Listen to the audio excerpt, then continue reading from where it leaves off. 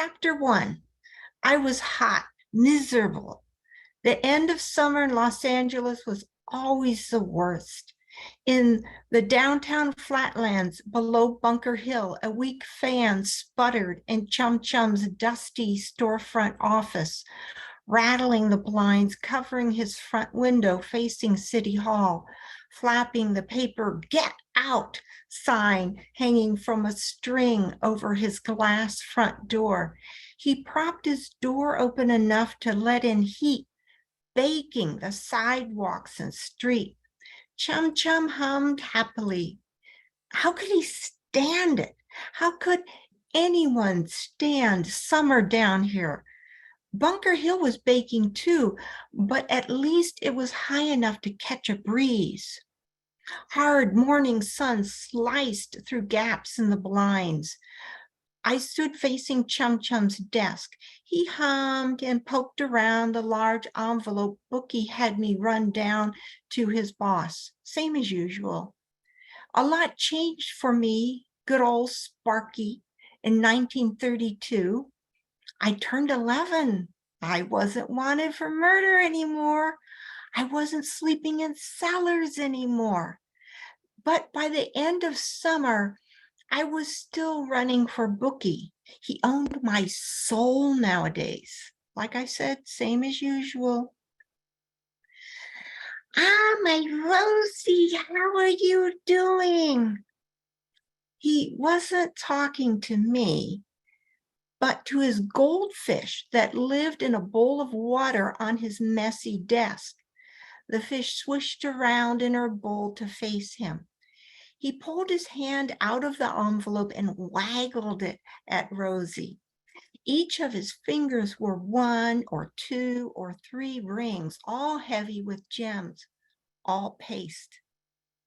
Rosie waggled her orange fish tail. I have to say, Rosie had a nice tail, long and flowing.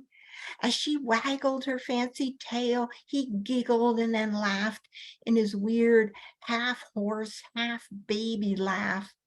He did more finger waggling at the fish. Was he keeping me waiting in his hot, sweating office on purpose?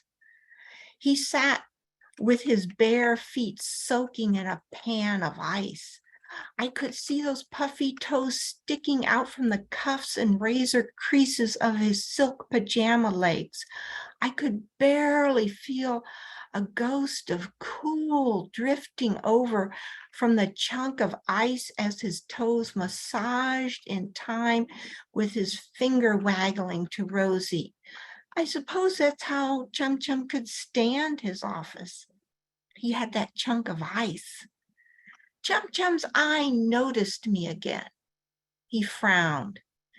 His waggling fingers smoothed his thin black hair plastering his forehead and adjusted the white silk tie on his white silk pajama shirt he wore under his red silk robe that had a repeating pattern of eyes. Those eyes made me feel like he was watching me even when he wasn't. Then Chum Chum's hands went back into the envelope. Why do you stand so far away from me, little girl? He asked in his odd little girl's voice while eyeing me. It was because Bookie told me to keep an arm's reach away from Chum Chum. He told me 100 times. I didn't tattletale that to Chum Chum. I shrugged and looked at my bare feet.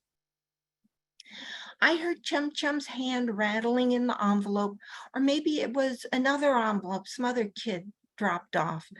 I shot a quick eye at Chum Chum and what he was up to. I didn't like to watch too much. Maybe I didn't want to know, but I was curious, or like Bookie says, too curious. Sometimes Chum Chum pulled out bills in neat stacks held together with ribbon or shoelaces from the envelope. Other times it was slips of paper or paper folded into little bundles about the right size for coins, jewelry. I've come into Chum Chum's office and seen piles of money on the floor. Next time, all gone. There were always leaning stacks of boxes in his office, shoelaces, half-eaten sandwiches, you name it. It was hard to walk in it sometimes. Once I saw a bucket filled with purple liquid, wine maybe, or rot gut. That wasn't allowed with prohibition at all. His office was across from City Hall, but anything not on the up and up had no problem happening in Chum Chum's place. Not long ago, he had a small speakeasy in the storefront, and he had his office in back behind a red folding screen. He moved the speakeasy a block over. Maybe he needed the whole space for his junk. Well, I suppose you're about done here. What's your name? Sparkles? He laughed. He knew my name was Sparky. He slid another envelope toward me, a lumpier one than the envelope I carried down from Bunker Hill. Okay, that was the one that I needed to run up the hill to Bookie. I was Bookie's runner. I knew the routine. I was about to put my hand on the lumpy envelope when Chum Chum's head suddenly jerked up like his head never jerked up. His eyes bulged and mouth popped open, also something he never did. He wasn't looking at me, but past me. I turned around. Through the gaps in the blinds over his window and door, I saw an army of cops swarming out from City Hall and heading straight to Chum Chum's office. Thank you.